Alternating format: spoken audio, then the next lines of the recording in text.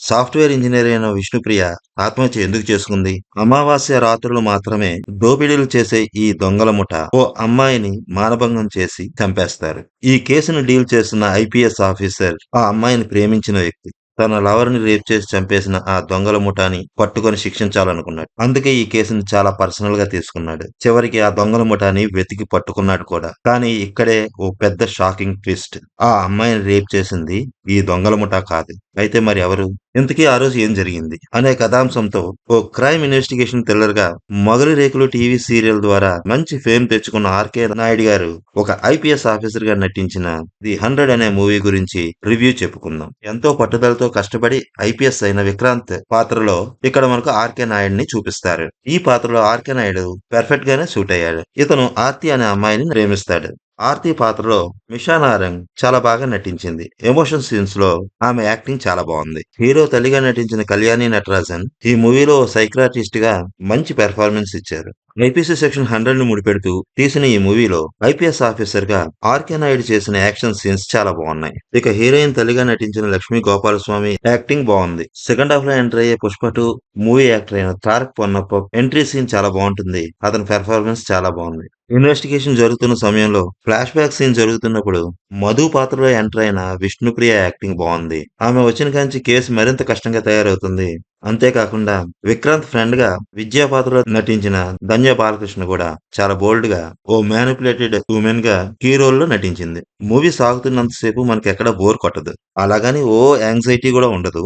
ఒక బ్యాలెన్స్ గా అలా మూవీని తీసుకుపోయారు. సబ్ ఇన్స్పెక్టర్ గా నటించిన గిరిధర్ యాక్టింగ్ కూడా బానే ఉంది. అక్కడక్కడ కొంచెం లాగ్ అనిపించినా పర్వాలేదు, చూసేయొచ్చు. వల్లభ అనే పాత్రలో నటించిన తారక్ పొన్నప్ప ఈ మూవీలో ఓ బిజినెస్ మ్యాన్. ఈ మూవీలో ఇన్వెస్టిగేషన్ జరుగుతున్నప్పుడు సెకండ్ హాఫ్ లో ఒక్కొక్క చిక్కుముడి విడుతున్న సమయంలో ఇతను ఎంట్రన్స్ ఉంటుంది. అక్కడి నుంచి వచ్చే సీన్స్ మనకి ఇంట్రెస్టింగ్ గా ఉంటాయి. ఇక కథ విషయానికి వస్తే విక్రాంత్ తన ఐపీఎస్ ట్రైనింగ్ పూర్తి చేసుకుని కొత్తగా పోస్టింగ్ లోకి వస్తాడు. ఒక నిజాయితీపరుడైన ఐపీఎస్ ఆఫీసర్ గా ఉండాలని, తన వెపన్ ను కూడా యూజ్ చేయకూడదు అనే భావాలు కలిగిన వ్యక్తి. అలాంటిది అతను పోస్టింగ్ అయిన ఏరియాలో ఆ నగరం అంతా ఓ దోపిడీ దొంగల ముఠ వరుసగా దోపిడీలు, దొంగతనాలు, హత్యలు చేస్తుంటాయి. ఈ ముఠా వాళ్ళు అమావాస్య రాత్రులనే ఈ దోపిడీలు చేయడం, డబ్బు జోలికి గాని ఇంకా ఏ విషయాల మీద కాకుండా ఓన్లీ బంగారం మాత్రమే వాళ్ళ టార్గెట్లుగా ఉండడం జరుగుతూ ఉంటుంది. ఈ కేసును కొత్తగా వచ్చిన మన ఐపీఎస్ ఆఫీసర్ అయిన విక్రాంత్ చేతికి ఇస్తారు. అతని ఇన్వెస్టిగేషన్ లో ఆర్తి ఫ్యామిలీ ఈ దొంగల ముఠాకు టార్గెట్ గా అయిందని తెలుసుకుంటాడు. ఆమె వాళ్ళ చేతిలో అత్యాచారానికి గురై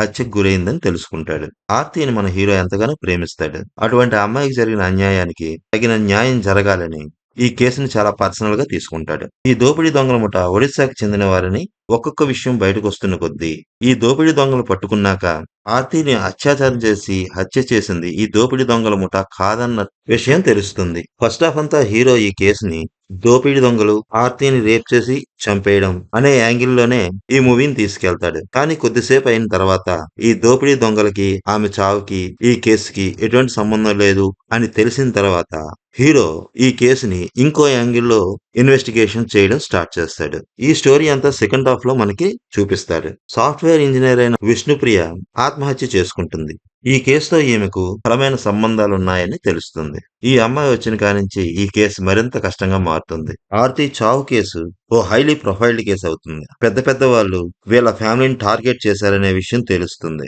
ఆర్తి చావు అనుకున్న ఆ పెద్ద మనుషులు ఎవరు? అసలు ఈ మధు ఎవరు? ఈమెకి ఈ కేసుకి మధ్య సంబంధం ఏంటి? అసలు వెపన్ నే యూజ్ చేయకూడదు అనుకునే హీరో తన ఆదర్శాన్ని పక్కన పెట్టి వెపన్ ని యూజ్ చేశాడా లేదా అనే ఇంట్రెస్టింగ్ స్టోరీతో సెకండ్ హాఫ్ అంతా సాగుతుంది. అసలు అది ఏం జరిగింది అనే విషయంపై ఊహకందని కథనంతో ఈ మూవీని ముందుకు తీసుకెళ్లాడు. ఇంటర్వ్యూలు ఇంకా అరగంట ఉందనగా మనకి ఈ మూవీ మీద ఇంట్రెస్ట్ బాగా పెరుగుతుంది. సెకండ్ హాఫ్ అంతా ఇన్వెస్టిగేషన్ లో ఒక్కొక్క విషయాన్ని బయట పెడుతూ మూవీని బ్యాలెన్స్ గా తీసుకెళ్లారు.